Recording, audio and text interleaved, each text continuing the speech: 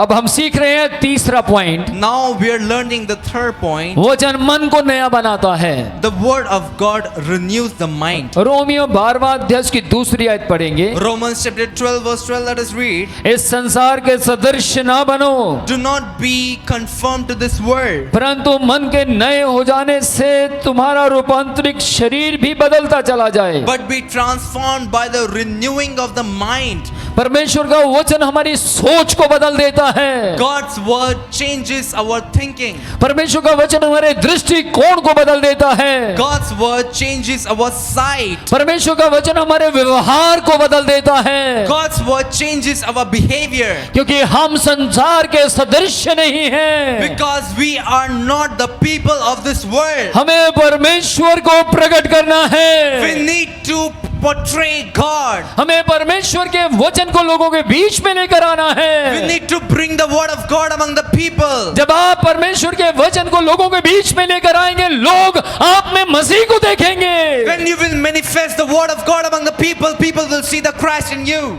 यह केवल ज्ञान नहीं है। This is not just the knowledge. वचन केवल ज्ञान नहीं The है। word of God is not just the knowledge. वचन आपका परिवर्तन है। The word of God is your change. वचन आपके ज्ञान को नहीं बढ़ाता, बल्कि वचन आपके परिवर्तन को बढ़ाता बढ़ाता बढ़ाता चला जाएगा। The word of God does not just change your thinking, your knowledge, but it will change your behavior. वचन इस वक्त आपको देख रहा है। The word of God is looking at you right now. वचन इस वक्त आपको महसूस कर पा रहा है। The word of God is able to feel you right now. वचन के द्वारा सब कुछ बनाया गया, Through the word everything was made. लेकिन आप वचन के द्वारा नहीं बनाए गए हैं। But you are not made by the word of God. वचन के द्वारा आकाश बनाया गया है। The heaven was made by the word of God. वचन के द्वारा पेड़ पौधे बनाए गए हैं। The trees and habitat is made by the word of God. वचन के द्वारा गैलेक्सी बनाई गई है। The galaxies are made by the word of God. ध्यान दे इस बात के ऊपर, वचन के द्वारा सब कुछ बनाया गया। Pay attention towards it. Everything is created by the word of God. आपको परमेश्वर ने वचन के द्वारा नहीं बनाया है, You are not created by the word of God. क्योंकि परमेश्वर को पता था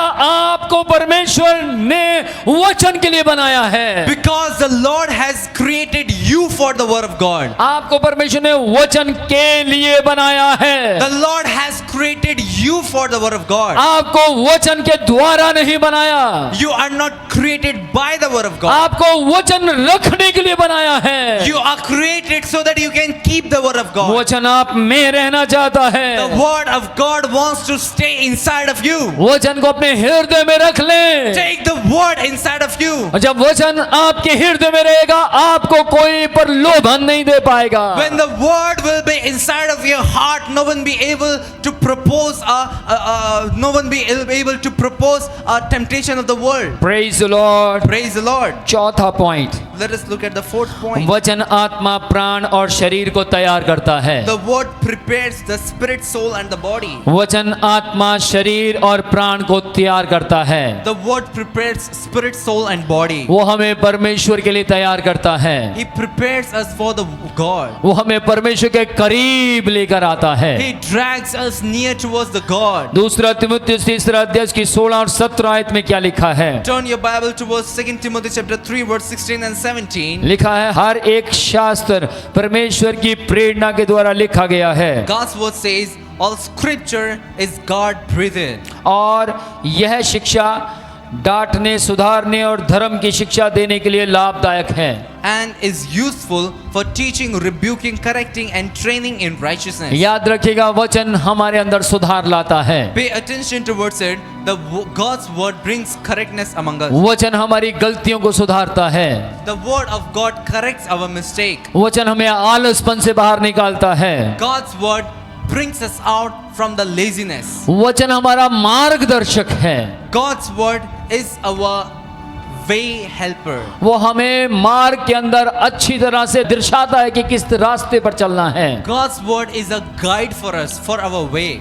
जब तेरा वचन मेरे हृदय में हो, When the word of God will be inside of our heart, जब तेरा वचन मेरे अंदर बोलता हो, when the word of God is inside of you and it speaks, तो मैं पाप की ज्वाला से बच जाऊंगा। then I will be saved from the furnace of the sin.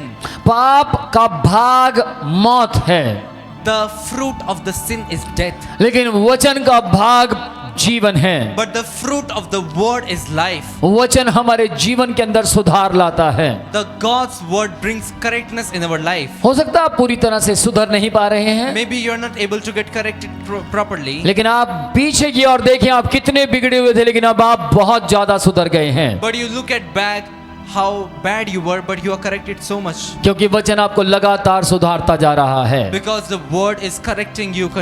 वचन आपको पकड़ लेता है। God's word grabs you. इस दुनिया में सब आपको छोड़ सकते हैं, Anyone can leave you, everyone can leave you. वचन कभी नहीं छोड़ता। God's word will never leave you. वचन ने वायदा किया है आपसे, The word has promised to you, यदि तुम मुझे अपने हृदय में रखोगे if you will keep me in your heart, तो मैं तुम्हारे हृदय को नया बना दूंगा। then I will renew your heart. वचन आपसे वायदा करता है, The word of God gives a promise to you. यदि तुम मुझ पर विश्वास करोगे If you will believe on me, तो मैं तुम्हें नई सृष्टि बनाऊंगा। then I will make you a new creation. पुरानी बातों को मैं सफाई कर दूंगा, I will clean all the past things. पुरानी बातों को मैं तेरे अंदर से निकाल दूंगा।